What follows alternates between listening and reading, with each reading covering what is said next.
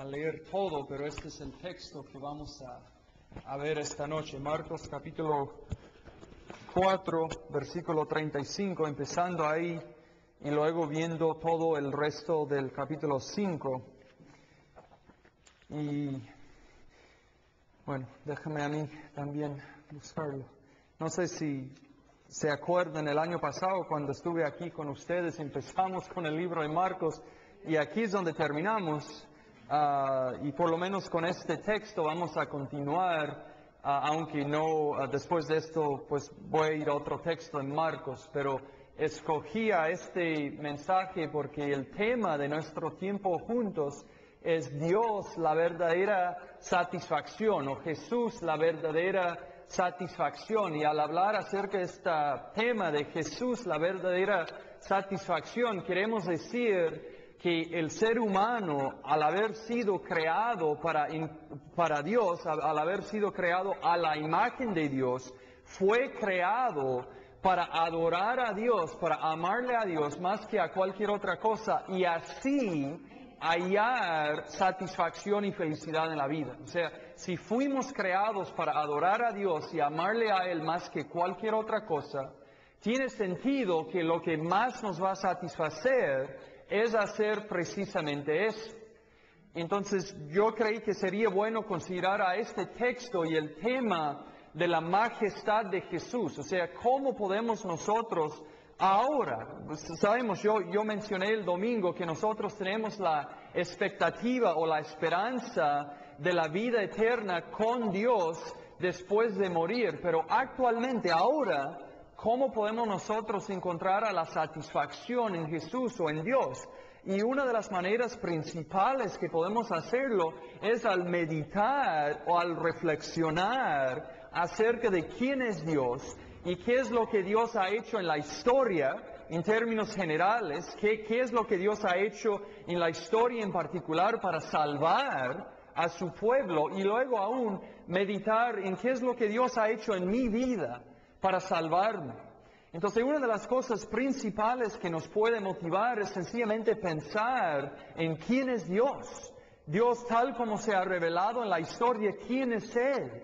Y al ver a Dios, vamos a ver su hermosura, su majestad, y esto mismo nos va a satisfacer al alma, nos va a hacer alegres. Entonces, bueno, Dios sobre el transcurso de la historia se ha revelado de varias maneras por medio de los profetas, como nos dice en Hebreos capítulo 1, pero en los últimos días se reveló por medio de su Hijo, por medio de Jesucristo.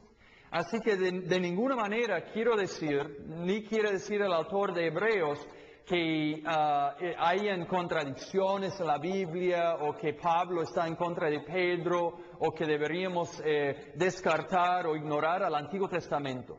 Pero la expresión más clara de Dios, la manifestación o la revelación más clara de Dios que ha habido en la historia ha sido la presencia de Jesucristo aquí en este mundo. O sea, Él fue Dios mismo que se hizo hombre, que se encarnó y que vivió aquí 33 años. Entonces, si nosotros queremos saber cómo es Dios, una de las mejores maneras de saber cómo es Él es mirando a Jesucristo.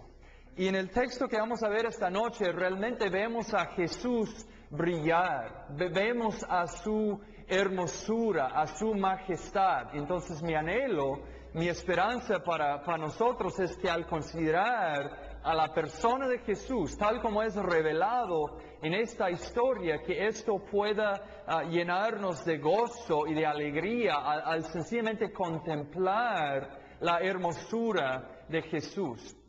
Y bueno, vamos a ver en esta historia a Jesús demostrar a su majestad o a su señorío en 4 áreas. Vamos a ver a Jesús demostrar que Él es Señor sobre la naturaleza, que Él es Señor sobre los demonios, que Él es Señor sobre la enfermedad y que aún Él es Señor sobre la muerte. Entonces la primera, y brevemente con cada sección voy a repasar a la historia. Entonces, primero vemos que Cristo es Señor de la naturaleza y vemos a esto en capítulo 4 versículos del 35 a 41. En esta historia Jesús y sus discípulos, por la sugerencia de Jesús, decidieron cruzar la mar de Galilea de noche, y de repente surgió una tormenta y Jesús estaba dormido y los discípulos le despertaron, y Jesús con su palabra dijo: calla, enmudece a la mar, y así apaciguó a la tormenta. Entonces, debemos hacer tres preguntas acerca de esta historia. Primero, ¿lo que pasó fue sobrenatural? Hago la pregunta porque de repente alguien que es un incrédulo, que viene a la Biblia con la actitud muy escéptica, de repente podría decir: bueno, claro, el viento paró al toque, pero el viento suele hacer esto. O sea, el viento a veces para así, instantáneamente. Y es cierto, esto pasa con el viento, pero no con las olas, ¿no? Esto no pasa. Entonces parece que definitivamente lo que pasó fue sobrenatural. Una otra pregunta que sería importante: Jesús, ¿cómo hizo esto? ¿Hizo esto por su propia autoridad o lo hizo por medio de la oración? Otra vez, tal vez alguien diría: ¿por qué hacer la pregunta? Pero sabemos que en el Antiguo Testamento había, por lo menos en dos ocasiones, en que Dios usó a los profetas para manipular a la naturaleza. Por ejemplo, en el caso de Isaías, por medio de la oración, Dios usó a Isaías para hacer que una sombra avanzara en el sentido contrario, para dar una señal a Ezequías, ¿no? Y luego Elías fue usado por Dios para manipular a la lluvia. Pero fíjense que cada uno de estos hombres lo hizo por medio de la oración. Y no es lo que pasó con Jesús. No vemos a Jesús diciendo: por favor, Padre, haz que sea apaciguada la tormenta, sino que vemos a Jesús hablar directamente a la tormenta. Dice: calla, enmudece. Jesús mismo, por su propia autoridad, apaciguó a la tormenta. Una tercera pregunta: ¿alguien menos que Dios podría hacer esto? Es decir, un hombre como cualquier otro hombre podría haber hecho lo que Jesús hizo aquí. Y bueno, en el Antiguo Testamento vemos que fue Dios que controlaba al tiempo, que controlaba a las tormentas. Por ejemplo, vemos en el Antiguo Testamento que fue Dios quien dio las plagas. Fue Dios quien, por medio de Moisés, hizo partir al Mar Rojo. Fue Dios que controlaba a las tempestades. Por ejemplo, en Salmo 107 dice que Dios es Él que controla a las tempestades. Entonces, la respuesta es que no. Nadie menos Dios pudo haber hablado a la tormenta y pudo haberlo hecho parar sencillamente con su palabra. Entonces, ¿qué debemos concluir? Debemos concluir que Jesús de Nazaret no solamente fue como cualquier otro hombre, sino fue Dios mismo encarnado, porque nadie menos que Dios pudo haber hecho lo que Él hizo. Entonces, en esta historia, Él reveló su gloria. Quiero saltar, si están siguiendo con el bosquejo, voy a saltar la parte acerca de los discípulos y quiero pasar a unas aplicaciones aquí. Fíjense que los discípulos temieron. Los discípulos aún cuando esto pasó, cuando se encontraron en medio de la tempestad, casi acusaron a Jesús y casi les faltaron la fe. Pero debemos hacer la pregunta: ¿por qué es que ellos estaban en el barco en primer lugar? No es como que ellos dijeron a Jesús: Jesús, por favor, es urgente que crucemos, vamos al otro lado. Fíjense en el versículo 35 que fue la idea de Jesús. Dice: aquel día, cuando llegó la noche, les dijo: pasemos al otro lado. Entonces, posiblemente algunos de estos discípulos que conocían al Antiguo Testamento, tal vez hubieran estado reflexionando en la historia de Jonás, otra persona que también se encontró en un barco en medio de una tormenta. Pero ellos probablemente entonces conocían la historia y sabían que Jonás se encontró en medio de una tormenta, en medio del mar, debido a su propio pecado. Pero si ellos estuvieran reflexionando, hubieran dicho, pero nosotros estamos aquí porque estamos siguiendo a Jesús. Fue la idea de Jesús que pasáramos. Nosotros estamos aquí por Él. Y tal vez hubieran sentido un poco decepcionados, como que, Jesús, ¿cómo pudiste dejarnos encontrarnos en esta situación? Esta fue tu idea. Y creo que hay una aplicación muy importante para nosotros, ¿no? ¿Dónde preferías tú estar? ¿En el barco, en medio de la tempestad, con Jesús? ¿O salvo y seguro en la orilla del mar, pero sin Jesús? ¿No? Obviamente, ojalá que preferías estar con Jesús, pero lo que vemos aquí es que seguir a Jesús no siempre es salvo y seguro. Seguir a Jesús metió a los discípulos en medio de una situación peligrosa. Y de hecho la Biblia nos dice que así es la vida cristiana. Por ejemplo, Pablo dijo en 2 Timoteo 3:12, y también todos los que quieren vivir piadosamente en Cristo Jesús padecerán persecución. Ahí dice todos. Así que si tú quieres seguir a Jesucristo, debes reconocer que no va a ser fácil. Que puede ser que te vas a encontrar en situaciones difíciles y peligrosos, no porque no estás siguiendo a Jesús, no por tu pecado, sino precisamente por seguir a Jesús. No, pero nuestra actitud debe ser como Moisés, por ejemplo, en Éxodo 33. En aquel entonces Dios le había dicho a Moisés, ¿sabes qué? Vayan ustedes a la tierra prometida, yo les voy a ayudar a entrar, pero no les voy a acompañar. Y Moisés dijo a Dios, si tu presencia no se va con nosotros, preferíamos no ir, porque no queremos estar donde tú no estés. Y así debe ser nuestra actitud. Cueste lo que cueste, queremos seguir a Cristo, pero debemos ser sobrios. Debemos reconocer que la vida cristiana es difícil, aún puede ser peligrosa, pero vale la pena. Es mejor estar con Cristo en medio de la tormenta que estar sin Él, supuestamente seguro en otro lado. Otra aplicación, vemos que los discípulos temieron y en su temor vemos que no tuvieron fe. Y fíjense que la razón por la que ellos temieron y no tuvieron fe es porque no entendieron completamente a la identidad y la majestad de Jesús. No entendieron con quién andaba. Ellos se habían dado cuenta que Él era un rabino, era un maestro.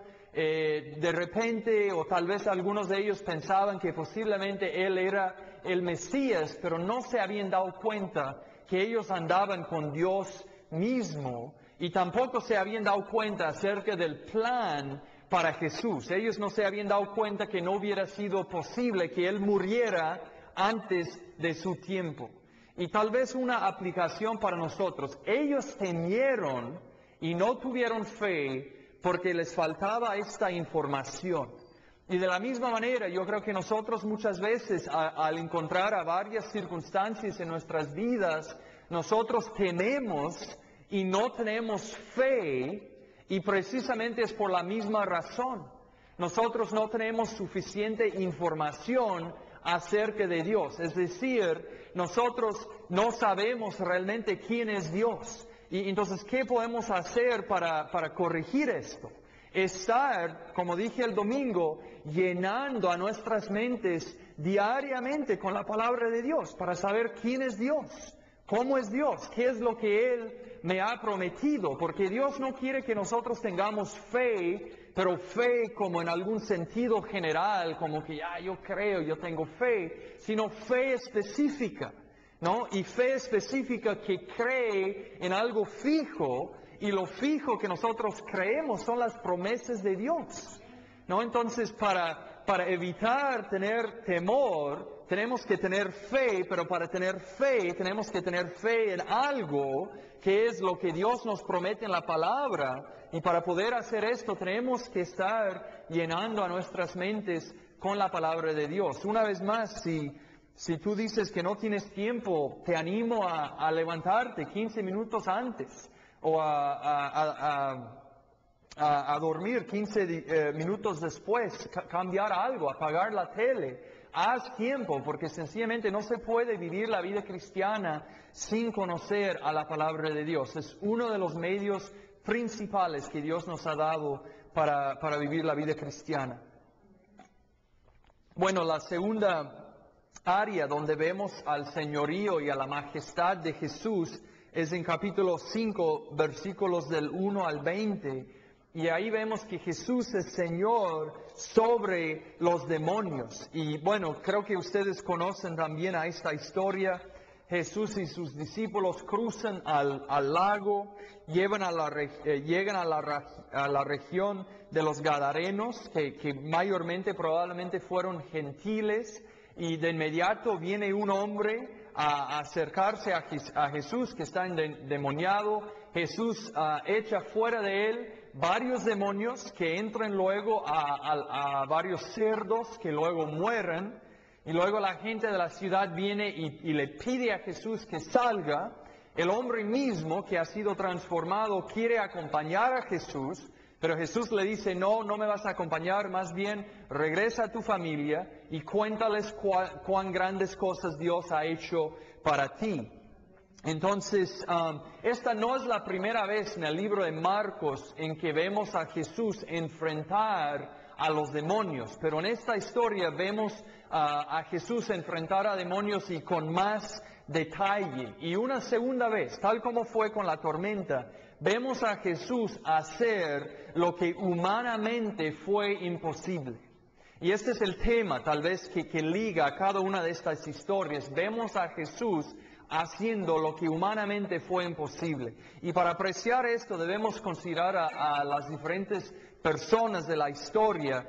Primero las personas de la ciudad. Como dije, probablemente estas personas eran gentiles porque vivían al otro lado del mar de Galilea, una región donde había judíos, pero mayormente eran gentiles. Y esto parece que el hecho de que ellos estaban criando a chanchos confirma esto, porque los judíos no hubieran estado haciendo esto.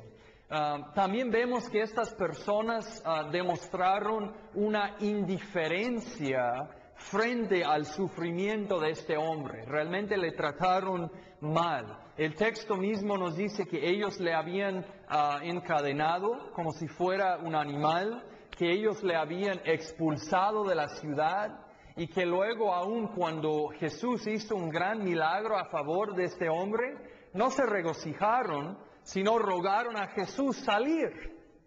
Entonces vemos a la indiferencia de ellos. Y bueno, aquí tal vez vemos a una aplicación muy importante. A veces la voluntad de Dios involucra a la pérdida económica. O sea, Jesús, para hacer a este milagro, echó a los demonios a estos cerdos, y seguramente los que estaban criando a los cerdos hubieran perdido mucho dinero. Pero fue la voluntad de Dios. Jesús lo hizo, y lamentablemente vemos a una reacción muy común entre los seres humanos. Ellos amaron más al dinero que a Dios. De hecho, Jesús dijo, en la parábola del sembrador, que una de las cosas principales que impedía a las personas venir a Dios y entrar al reino de Dios fueron las preocupaciones por las cosas del mundo. Y la Biblia nos habla repetidamente acerca del peligro del amor del dinero. Y vemos aquí uno de los versículos más tristes en toda la Biblia. Fíjense que Jesús fue Dios mismo que se hizo hombre. Imagínense el gran privilegio históricamente que estas personas tuvieron. Solamente en toda la historia del mundo ha habido 33 años en que Dios encarnado ha vivido aquí en este mundo. Y luego aún en esos 33 años Él solo vivía y andaba en un lugar geográficamente muy pequeño. Y aún entre las personas que vivían ahí en aquel entonces, no todos vieron a Jesús.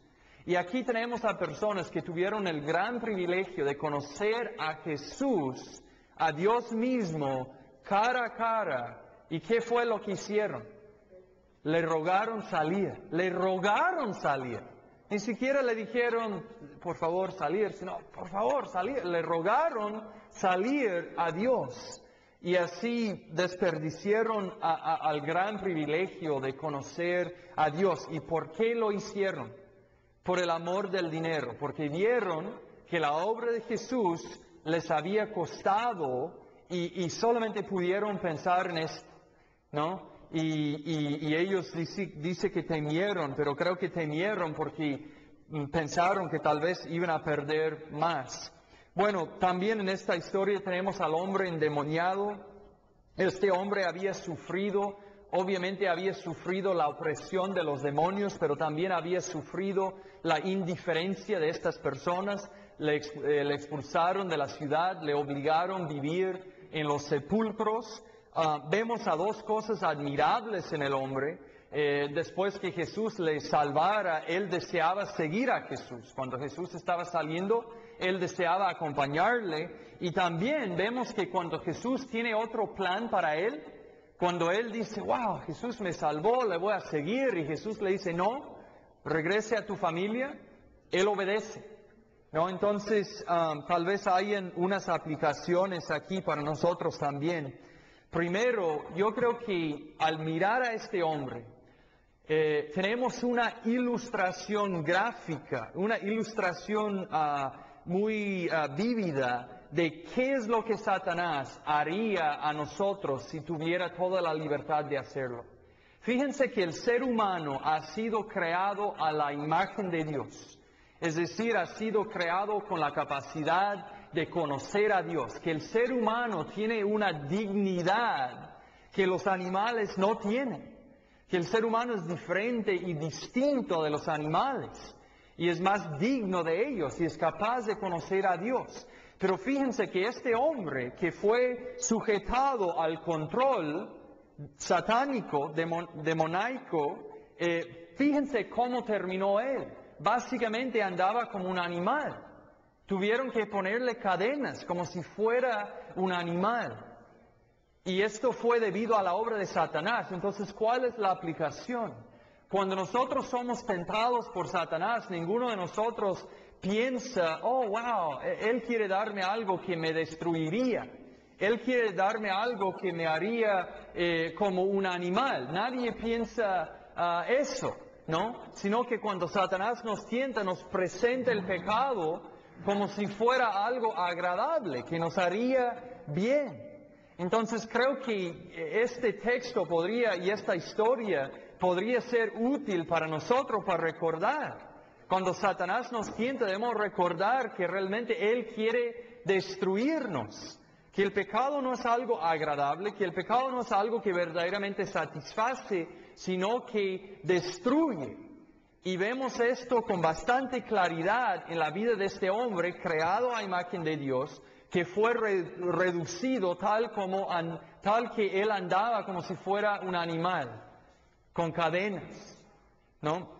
Una segunda aplicación, creo, como dije, que vemos algo muy admirable en el Señor que fue sanado, que aunque Él quiso seguir a Jesús, cuando Jesús tuvo otro plan para su vida, obedeció.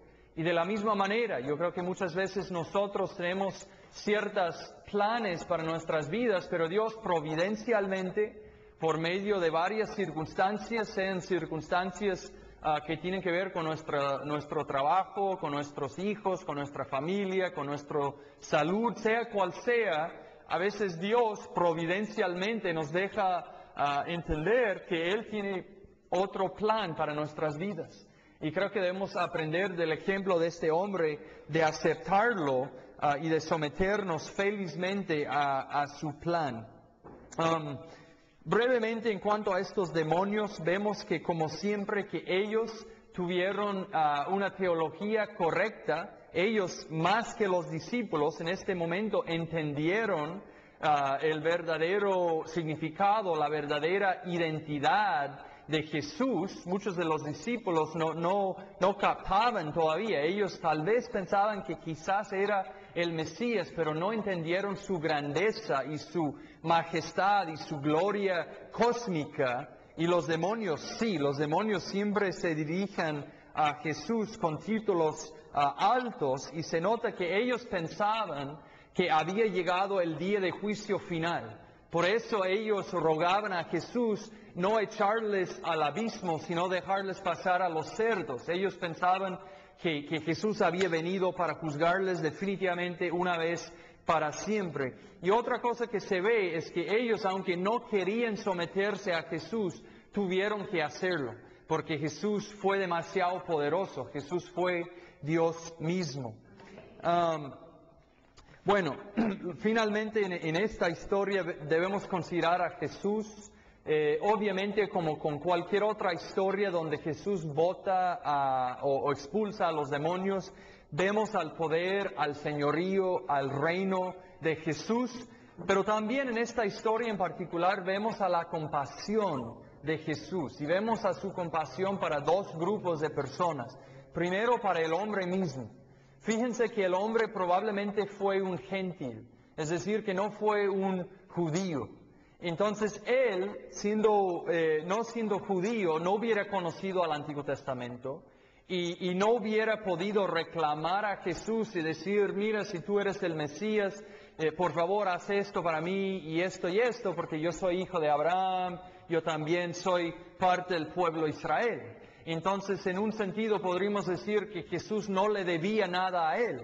Obviamente, en otro sentido, sabemos que no debía nada a nadie, que ningún ser humano puede reclamar a Dios y decir, tú me debes esto y esto y esto. Pero este hombre mucho menos. Él era un gentil, él era inmundo. Como estaba viviendo en los sepulcros, era inmundo, pudo haber contaminado a los judíos que estaban tratando de estrictamente seguir a la ley. Y fíjense que fue a un hombre como este hombre que Jesús tuvo compasión, un hombre que no lo merecía de ninguna manera.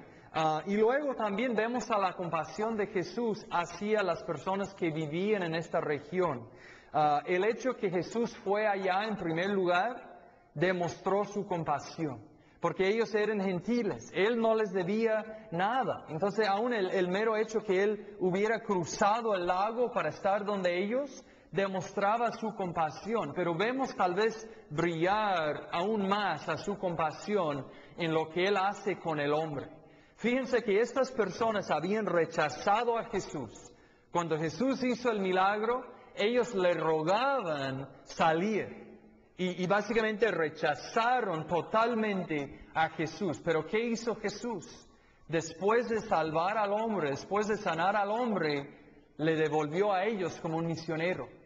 No le dejó seguirle, sino dijo, por favor, vuelve ahí al lugar donde vives y dile a tu familia cuán grandes cosas Dios ha hecho para ti. Entonces ahí también vemos a la compasión de Jesús para estas personas que al menos inicialmente en su primer encuentro con Él le rechazaron totalmente. Entonces aquí vemos otra vez a la gloria de Jesús en su compasión y te animaría a reflexionar en la compasión de Dios mostrado a ti, tal como hemos pensado, ¿no?, en este hombre y en estas personas de esta región que jamás merecían el amor de Dios, que jamás merecían la salvación, pero a los cuales Jesús mostró su compasión. Así éramos nosotros también.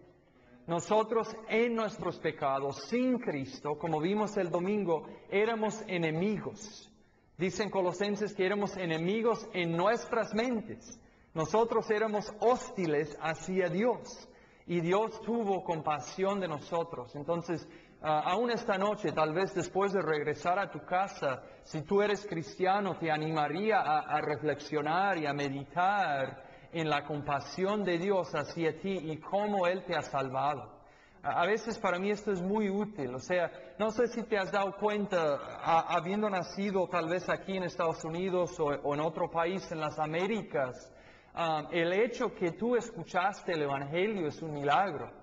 O sea, pensando en el porcentaje, en la probabilidad de que tú escucharías el Evangelio no fue muy alto, ¿no? Y a veces yo reflexiono en esto, ¿cuál fue la probabilidad de que yo naciera en un hogar cristiano donde escucharía el Evangelio? O sea, es increíble. Esta también fue la compasión y la misericordia de Dios. Yo no escogí nacer en un hogar cristiano donde iba a escuchar el Evangelio. Yo no escogí nacer en un país donde donde hay muchos cristianos, donde iba a tener la oportunidad de escuchar el Evangelio. Yo pude haber nacido en Arabia Saudita, donde es ilegal compartir el Evangelio. Y así pudiste tú también haber nacido ahí. Entonces, el hecho que hayas escuchado el Evangelio es la pura gracia de Dios, es la misericordia de Dios. Y espero que te mueve, ¿no? Que produzca afectos en tu corazón. Bueno, una tercera área donde vemos que Cristo demostró a su señorío es sobre la enfermedad. Estamos en Marcos capítulo 5, para ustedes que acaban de llegar. En capítulo 5, los versículos del 25 al 34, vemos a Jesús mostrar su señorío sobre la enfermedad. Y una vez más vemos a Jesús hacer lo que humanamente fue imposible hacer. Y vemos a esto cuando Él sanó a la mujer que padecía del flujo de sangre. Y bueno, el texto nos dice que esta mujer había sufrido 12 años. En el versículo 25 nos dice que ella 12 años había padecido o sufrido de flujo de sangre. Entonces debemos, para apreciar lo que Jesús hizo, debemos meditar en esto un poco, en lo que ella hubiera sufrido. Obviamente ella sufría físicamente, esto no hubiera sido agradable sufrir con esto 12 años, pero también ella había sufrido económicamente. El texto nos dice que ella había gastado, en versículo 26, y había sufrido mucho de muchos médicos y gastado todo lo que tenía y nada había aprovechado, antes le iba peor. Entonces ella también había sufrido en que gastó esta enfermedad, la había consumido y ella gastó a todo su dinero buscando ser sanada y nunca fue sanada. Gastó todo pero en vano. Y luego ella también hubiera sufrido en la sociedad. Fíjense que como judía, ella hubiera sido perpetuamente inmunda, perpetuamente contaminada. Y según Levítico, entre los judíos que observaban a las leyes del Antiguo Testamento, según Levítico 15, del versículo 19 y en los versículos que sigan, vemos que ella hubiera sido excluida de varias cosas. Básicamente ella no pudo haber participado en actividades en la sociedad. En otras palabras, esta enfermedad completamente arruinó su vida. Andaba con el dolor y con la enfermedad misma, pero luego gastó todo lo que tenía y prácticamente no pudo participar en la sociedad. Es decir, fue devastadora, o sea, la arruinó completamente la enfermedad. Luego vemos a la fe de la mujer, aunque fue imperfecta, que ella seguramente había huido de Jesús y pensaba que si solamente podía tocar un poco de su ropa, que podría ser sanada, y así hizo, y ella fue sanada. Pero luego Jesús, para aclarar tal vez lo que fue un poco de superstición en la mente de la mujer, Jesús la llamó y la hizo admitir delante de todos que fue ella quien lo había hecho. Y lo hizo, yo creo que Jesús lo hizo porque Él quería aclarar para ella, para quitarle cualquier duda, que ella no había sido sanada por algún proceso mágico, como que automáticamente si tú tocas la ropa de Jesús, que de alguna manera mágica que te sanas. Él quería aclarar que Él la había sanado y que lo había hecho por su fe y no por un proceso automático o mágico. Y bueno, hubiera sido difícil para esta mujer admitir públicamente lo que había hecho porque fue imprudente. Ella pudo haber contaminado a Jesús según la ley, y entendemos que no lo hizo porque Jesús fue tan grande que Él hizo lo contrario. En vez de ser contaminado Él por ella, Él la sanó a ella. Y también hubiera sido vergonzosa para ella hablar públicamente acerca de su enfermedad. Entonces, otra vez, ¿qué nos dice esto acerca de Jesús? Una vez más, vemos a Jesús alcanzando a los más necesitados. Fíjense que el hombre en los sepulcros fue uno de los más necesitados. Una paria, una persona que fue expulsado de la sociedad.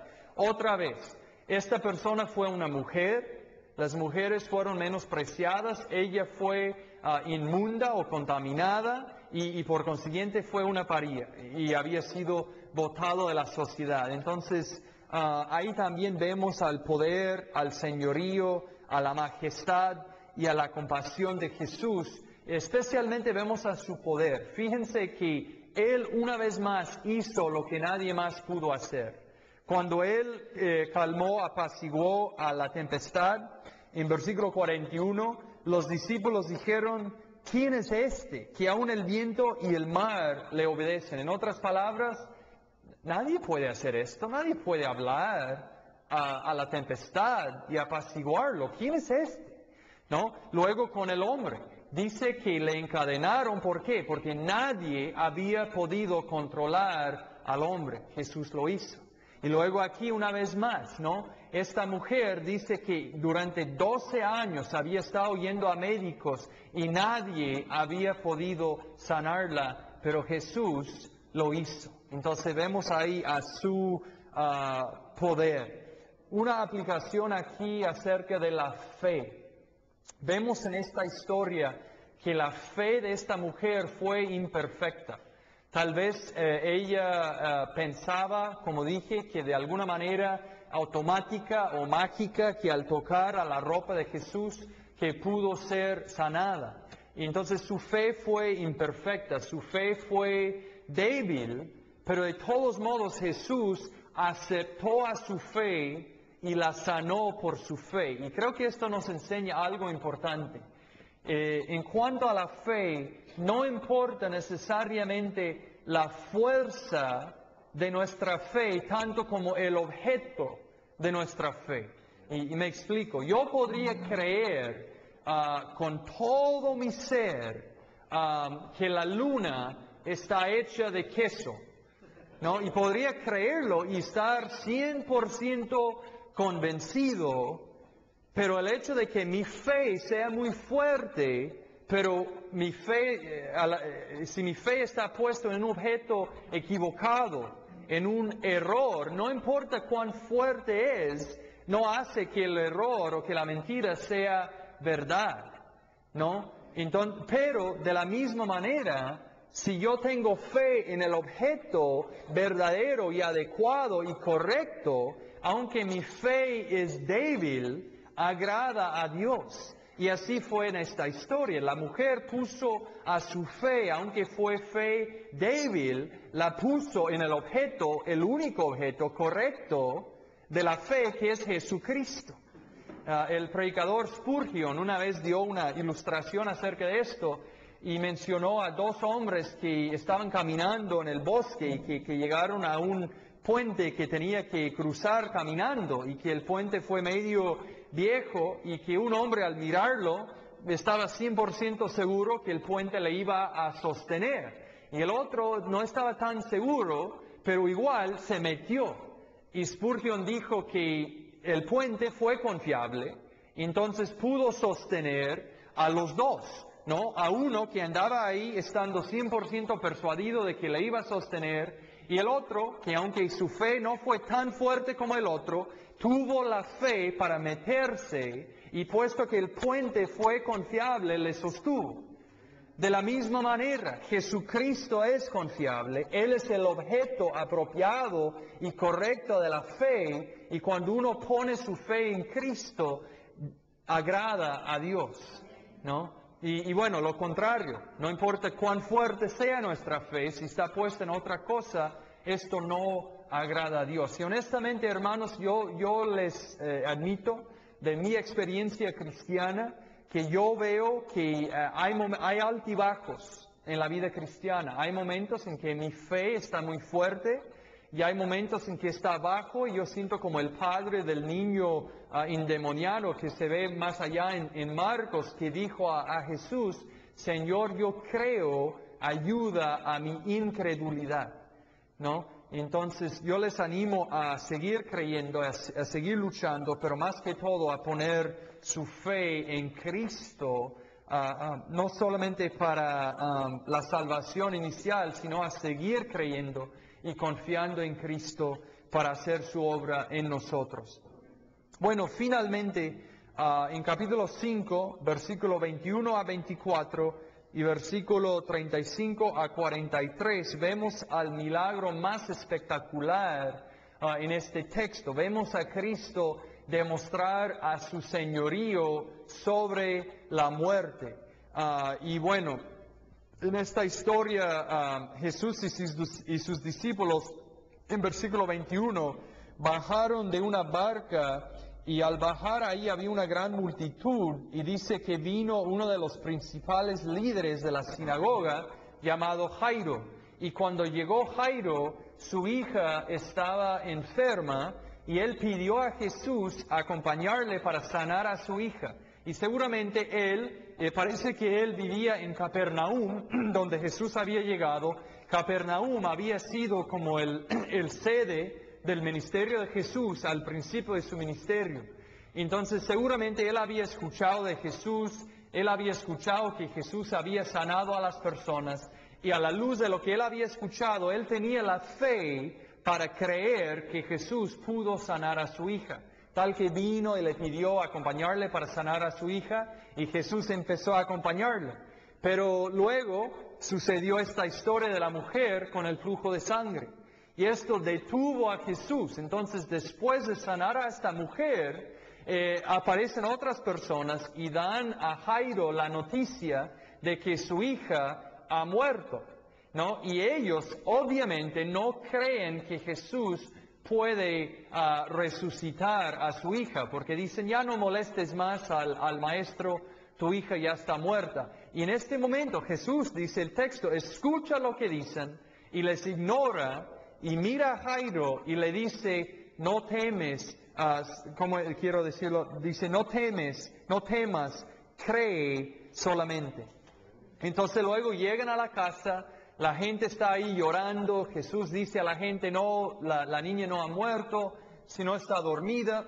Esta gente se burla de Jesús. Luego Jesús, juntamente con Jairo, su esposa, y sus 3 discípulos, entra al cuarto de la niña, y Jesús la resucita.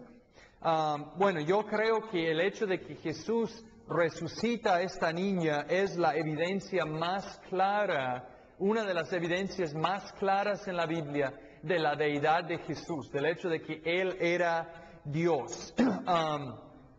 ¿Por qué? Levantar a una persona de entre los muertos, o sea, dar la vida, es algo que solamente Dios puede hacer. Y tal vez algunos de ustedes que conocen bien a sus Biblias ya están pensando: no, pero había otros que levantaron a los muertos, por ejemplo Pedro y Pablo y Elías y Eliseo. Pero esta es la diferencia. En el caso de cada uno de ellos, en el caso de Pedro, Elías y Eliseo, la Biblia nos dice explícitamente que ellos oraron y pidieron a Dios resucitar a la persona. En el caso de Pablo, yo creo que el texto es bastante implícito que Pablo oró. Pero en el caso de Jesús, ¿qué es lo que vemos en el versículo 41? Dice: tomando la mano de la niña, le dijo: Talita cumi, que traducido es: niña, a ti te digo, levántate. ¡Wow! Jesús dio vida, Jesús resucitó a la niña, no orando, sino con su propia autoridad, con su propio poder. Él mandó a una niña muerta a vivir y vivió. Esto es algo que solamente Dios puede hacer. Entonces, tal vez dos aplicaciones ahí. En primer lugar, si Jesús es Dios, Jesús es digno de adoración. Es decir, si nosotros somos cristianos, debemos reconocer que la manera en que nosotros pensamos acerca de Dios, la manera en que nosotros pensamos acerca de la adoración, debe ser diferente de los demás. La adoración cristiana es cristocéntrica, ¿no? Dios hace todo lo que hace para exaltar a Jesucristo. Entonces nosotros no debemos tener un concepto genérico de la adoración o un concepto genérico de Dios, sino debemos entender que Cristo es Dios, Dios el Hijo, y que por consiguiente Él es digno de oración. Y nuestra adoración debe tener un carácter cristocéntrico, debe estar concentrado en Jesucristo. Otra cosa, otra aplicación aquí, vemos a una sombra de nuestra resurrección. En 1 Corintios 15, Pablo nos hace entender que la esperanza del cristiano, como yo dije el domingo, no es que nunca vaya a morir. Dios no nos promete que nunca vamos a morir. De hecho, a menos que si Cristo venga antes, es muy probable que todos vamos a morir. Eventualmente vamos a morir probablemente de una enfermedad, ¿no? Y la esperanza que Dios nos da no es de nunca morir, sino es la esperanza de la resurrección. Y Dios nos dice en 1 Corintios 15 que nos va a resucitar. Entonces, lo que vemos aquí, viendo a Jesús levantar a alguien de entre los muertos, debe aumentar a nuestra confianza de que Dios va a cumplir su promesa a nosotros de resucitarnos a nosotros también. Por ejemplo, yo tengo con mi corazón una válvula que está mal, ¿no? Y eventualmente, probablemente con los 50 años, me dicen que voy a necesitar que cambien mi válvula. Y seguramente una cosa que voy a querer saber del cirujano es que si él ha hecho la cirugía antes, ¿no? Tú dices que vas a operar a mi corazón, pero lo has hecho antes, ¿no? Es una buena pregunta. Bueno, de la misma manera, Dios nos dice que para aquellos que han confiado en Cristo, que nos va a resucitar. Aquí vemos a Dios resucitando a alguien. Debe aumentar a nuestra confianza que Él puede hacer lo que Él dice que va a hacer. También creo que sería bueno meditar un poco en Jairo, ¿no? Y en la situación de él, porque creo que muchas veces nosotros nos encontramos en la misma situación. Fíjense que los datos estaban en contra de Jairo, ¿ok? Ya le dieron el reporte de que su hija había muerto. Las personas que dieron el reporte obviamente pensaban que ya no había esperanza. Las personas en su casa pensaban que ya no había esperanza. Entonces, de este lado había el informe de que había muerto y las opiniones de dos grupos de personas. Y de este lado, Jesús le confronta, sabiendo todo lo que él sabe, y dice, no temas, cree solamente. ¡Wow! Jesús puso a Jairo en una situación difícil y incómodo, ¿no? Le estaba probando para ver si le iba a creer. Y de la misma manera, yo creo que nosotros muchas veces nos encontramos en situaciones similares, principalmente en cuanto a la verdad de la palabra de Dios, en cuanto a la verdad del Evangelio de Jesucristo. El mundo hoy en día, tal como siempre ha sido, está lleno de personas que niegan o que Dios existe, o que Dios ha hablado, o que Dios ha hablado de una manera confiable, y seguramente niegan que el Evangelio es verdadero. Entonces, por un lado, tenemos a tantas personas diciéndonos, no es cierto, es una mentira. De hecho, Ricardo me estaba compartiendo que el otro día él salió a invitar a una mujer a este evento y ella le dijo que estaba desperdiciando a su vida, ¿no? Entonces, por un lado, tenemos al mundo que se burla de nosotros, que nos dice, no, es una mentira, no debes creer esto.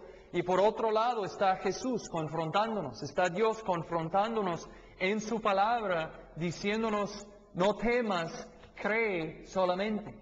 Y nos encontramos ahí en la misma situación de Jairo. les animo a creer. Vuelvo a decir lo que dije el domingo. El cristianismo y la Biblia no nos llama a hacer un salto hacia la oscuridad. El cristianismo no es creer sin buenas razones de creer, sino es creer como respuesta a la revelación. Por ejemplo, en el caso de Jairo, no es como que estos hombres vinieron y le dieron el reporte, tu hija ha muerto, y él dijo, ¿sabes qué? No tengo razones de creerlo, Jesús no me lo ha dicho, nadie me lo ha dicho, pero voy a creer que va a ser resucitada. No. Él no dijo, no tengo ninguna buena razón de creer, pero voy a creerlo. No, Jesús le confrontó y le dijo, no temas, cree. Y él, entonces vemos a su fe, pero su fe fue una respuesta a la revelación de Dios. Es lo mismo con nosotros, no creemos sin buenas razones, sino que Dios nos confronta, Dios se ha revelado en la historia, nos confronta en las Escrituras, y esto es lo que nos llama a creer, ¿no? Bueno, en conclusión, como dije al principio, más que todo, yo esperaba que nosotros podríamos ver en este texto a la gloria, a la majestad, al señorío de Jesús, y que al meditar y reflexionar en su hermosura, que esto nos satisficiera, que esto nos ayudara a encontrar verdadera satisfacción, verdadera felicidad. Y espero que así haya sido. Y para recordarles, hemos visto a Jesús hacer lo que nadie más pudo haber hecho. Nadie pudo haber apaciguado a la tormenta con su palabra. Jesús lo hizo. Nadie más había podido echar fuera los demonios del hombre. Jesús lo hizo. Nadie más durante 12 años había podido sanar a esta mujer. Jesús lo hizo. Y nadie más pudo haber restaurado la vida a esta niña, y Jesús lo hizo. Entonces así vemos a su gloria, a su majestad, a su hermosura. Vemos que Él es digno de nuestra adoración, y al vivir para adorarle a Él, vamos a encontrar a satisfacción. Aún al meditar y al reflexionar en lo que vemos aquí, debemos encontrar a esta felicidad en Él. Entonces les animo a meditar en esto, a reflexionar en la identidad de Cristo, en su hermosura, y espero que esto aumente a tus afectos, también que aumente a tu fe y a tu confianza en Él, para la salvación y también para la santificación, para que Él haga su obra en tu vida actualmente. Entonces, bueno, con eso voy a terminar y voy a orar. Señor, gracias por haberte revelado en la historia. Gracias por haber enviado a Cristo. Gracias, Señor, por habernos dado ojos para poder ver a su hermosura. Señor, te pido que tú hagas tu obra en nuestros corazones, Señor. Danos corazones sensibles para poder apreciar lo que tú eres y lo que tú has hecho a favor de nosotros. Señor, danos corazones que puedan apreciar tu hermosura y encontrar a satisfacción y felicidad en ti. Te lo pido en nombre de Cristo. Amén.